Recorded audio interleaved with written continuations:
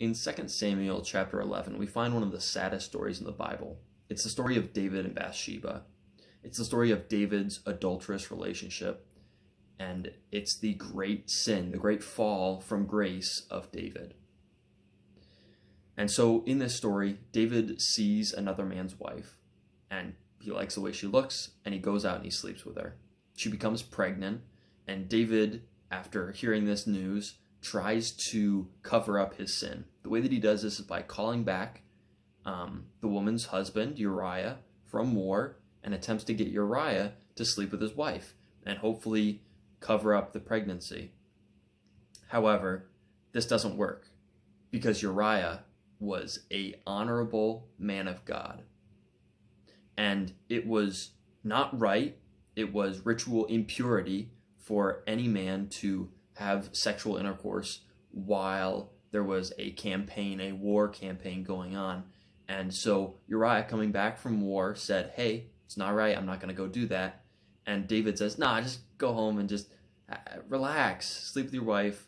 And David tries these things to get Uriah to go home, and yet Uriah does what is right, even when he is allowed to do what is comfortable. And David does what is wrong, even when he has the blessing from the Lord and every piece of his life is in the right spot.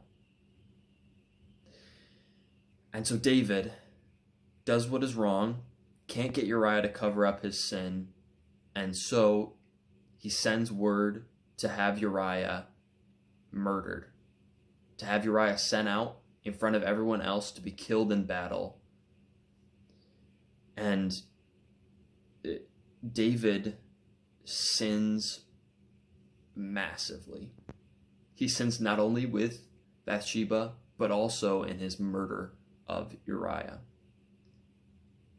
And this sin is not taken for nothing.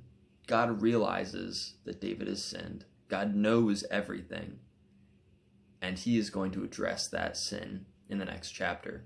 But for now, we see Uriah and his commitment to do what is right, even when David, the man who is supposed to be righteous, has no strength to do what is right in the midst of temptation.